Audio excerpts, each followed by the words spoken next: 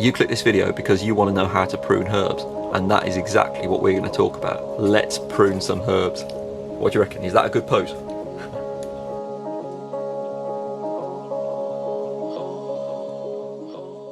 My name's Andy from Urban Herbs, and in this video I'm going to be talking to you about a question that I'm asked very often. Today I'm going to be discussing why it's really important to prune your herb plants and how you can do so successfully.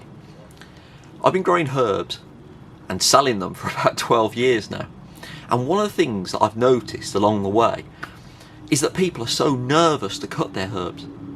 I can totally understand this. These herbs, they're your babies. You've worked so hard growing them, and you are so proud of the growth that you've created. It seems so counterintuitive to brutally cut back these herb plants, but in fact it is absolutely vital. And in this video I'm going to show you why it's important that you cut your herbs and how you can prune your herbs successfully. Essentially, pruning your herb plants keeps them healthy and strong. Strategically cutting back the foliage, stems and flowers is nudging your herb plants to continue growing strongly. You're essentially sending your herbs to the gym and making them lift weights to get stronger. Virtually every herb out there will benefit from regular cutting. There are so many benefits to regular pruning that I'll talk about in this video, but essentially you're keeping your plants thick, strong, compact and bushy. You're promoting regular healthy growth, and you're also preventing potential problems with pests and diseases.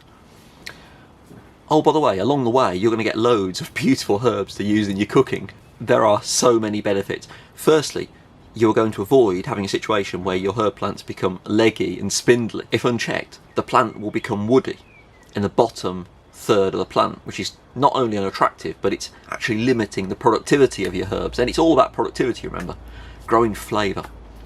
Regular pruning will delay this and keep the fresh growth in the bottom third of the plant. Pruning will also promote healthy airflow around the plant, and it will deter the chances of pests and diseases taking hold. There's another secondary advantage to this. The process of pruning will encourage you to engage with your plants, enjoy their aromas, encourage you to use the plants in your cooking, but it will also encourage you to inspect the plants regularly for pests or signs of problems. You can catch these problems at a very early stage. In this very tunnel, many a slug attack has been caught early in this way. Before you get started, what equipment do you need to prune back your herbs? It's quite important to try and cut the plants cleanly with something sharp. I tend to do most of my pruning with a sharp pair of scissors. For some more mature woody herbs, you will need to use secateurs, although this is not ideal, as hopefully you'll be pruning herbs regularly and preventing them from getting to that stage. In general, you'll be looking to cut back the top third of your herb plant. I'll tend to bunch the plant together and cut the top third nice and evenly. This advice applies to many herbs such as mint, lavender, rosemary, etc. Remember, when you cut your herb plant, you're telling it that it's under attack. You're signalling to the plant, help, send me help. As the plant detects this attack, it will send the energy to the place that you've cut, and the plant will thicken up. You don't want the plant to become woody and spindly. Sometimes I see customers taking stems from here and there, and suddenly you end up with a spindly, leggy plant. So instead, cut nice and evenly. It's also worth noting that there are a couple of exceptions to this rule. Varieties such as chives, for example, enjoy a little tough love and will like being cut right the way down to the ground. This will encourage fresh growth straight from the root ball. When in climates that have a cold winter season, in late autumn, as the foliage of varieties such as mint or chives die back to the ground for their winter vacation, you can tidy up these plants by cutting the foliage right the way to the ground.